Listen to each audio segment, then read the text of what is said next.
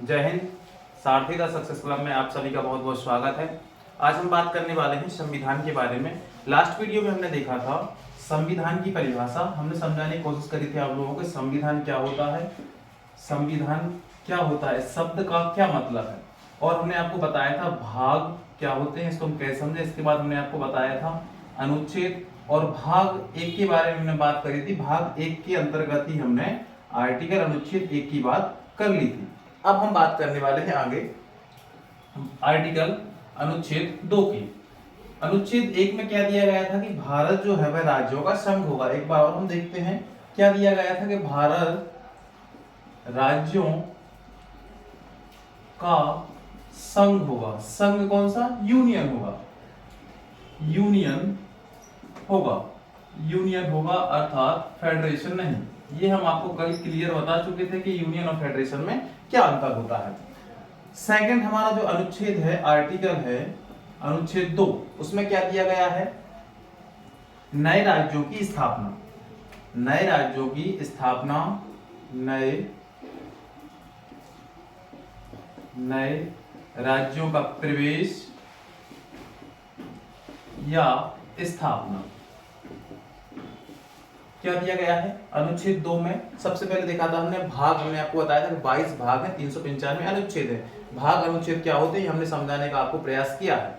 फिर हम देख रहे थे भाग एक, इस भाग एक का क्या नाम था? संघ एवं उसके राज्य क्षेत्र। भाग एक का क्या नाम था? संघ एवं उसके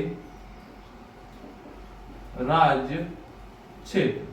ठीक है, इसी के अंतर्गत हमने देखा था अनुच्छेद 1। अनुच्छेद 1 इसमें देखा था हमने भारत राज्यों का संघ होगा अर्थात यूनियन होगा। सेकंड में क्या है? अनुच्छेद 2 नए राज्यों का प्रवेश या स्थापना। इसी के तहत 16 मई 1975 को सिक्किम राज्य का भारत में विलय किया गया था। कब? और 36वें संविधान संशोधन द्वारा।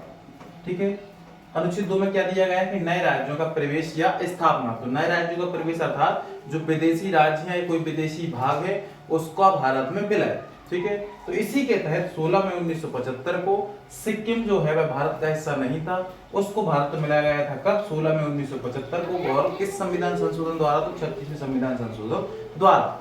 स्थापना की बात करें तो स्थापना कैसे रहा? तो ऐसे राज्य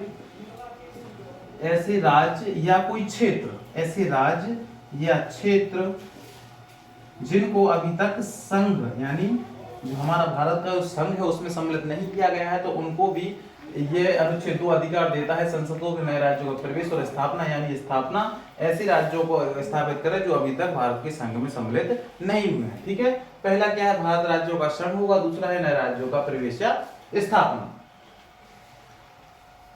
अब तीसरा अनुच्छेद कहता है हमारा जो वर्तमान राज्य है।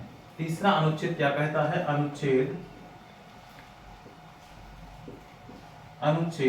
3। अनुच्छेद 3 कहता है जो वर्तमान, यानी जो वर्तमान में हमारे राज्य हैं उनके नाम, सीमा, क्षेत्र आदि में परिवर्तन। ठीक है, पहला क्या? भारत राज्यों का संघ होगा, दूसरा है नए राज्यों का प्रवेश, मतलब जो विदेशी राज्य है, विदेशी कोई क्षेत्र है, उसको संसद ये कोई अधिकार होता है कि भाई उसको अपने में या संघ में भारत में मिला सकती है। तीसरा क्या है? अनुच्छेद 3 में क्या दिया गया है कि वर्तमान में जो हमारे यहाँ जो राज्य है उनके नाम, सीमा या क्षेत्र में परिवर्तन कर सकती है, संसद को अधिकार है। उदाहरण के तौर पर 1 नवंबर सन 2000 को मध्य प्रदेश से छत्तीसगढ़ अलग हुआ। ये सबसे बेस्ट एग्जांपल है आपके लिए। 1 नवंबर 2000 को मध्य प्रदेश से छत्तीसगढ़ अलग हुआ, मतलब एक राज्य से दूसरे राज्य को इन्हें बांट दिया है, तो इसके नाम, सीमा या क्षेत्र में परिवर्तन, या कह सकते हैं कि दो राज्यों का ये विलय भी कर सकते हैं। ठीक है, तो ये भाग 1 में क्या है? संघ एवं उसके राज्य क्षेत्र। ये अनुच्छेद कितने से कितने तक था? अनुच्छेद 1 से 4 तक। एक में हमने देख लिया है भारत राज्यों का संघ होगा अर्थात यूनियन होगा। अनुच्छेद 2 में क्या है? नए राज्यों का प्रवेश या स्थापना। अनुच्छेद 3 में क्या है? वर्तमान राज्य उनके नाम में, सीमा और क्षेत्र में परिवर्तन कर सकती है। और चौथा अनुच्छेद 4, लास्ट क्या बचता है हमारे भाग 1 का? अनुच्छेद 4 इसमें क्या दिया गया है, अनुच्छेद 2 एवं अनुच्छेद 3 को, अनुच्छेद 2 एवं अनुच्छेद 3 को 368 के बाहर रखा गया है। 368 अनुच्छेद जो है हमारा 368 अनुच्छेद, इसके बाहर रखा गया है किसको, 2 एवं 3 को। क्यों रखा गया है, क्योंकि इसमें जो है राष्ट्रपति हस्तक्षेप नहीं कर सकते हैं, क्योंकि जो 368 के अंतर्गत जो संशोधन होते हैं भाई आसानी से उसमें संशोधन नहीं होते हैं, उसके लिए विशेष बहुमत की जरूरत होती है। लगभग आधे से ज्यादा राज्यों की अनुमति की, विधानसभा और विधान परिषदों की अनुमति की जरूरत होती है। इस प्रकार से संशोधन की जो प्रक्रिया लिखी गई है इसमें विशेष संशोधन होते हैं। 368 हमें बताता है कि संविधान में संशोधन किस प्रकार से होते हैं, तो इसको 368 के बाहर रखा गया है किसको, अनुच्छेद 2 एवं 3 को, अर्थात इसमें राष्ट्रपति जो है हस्तक्षेप नहीं कर सकते हैं।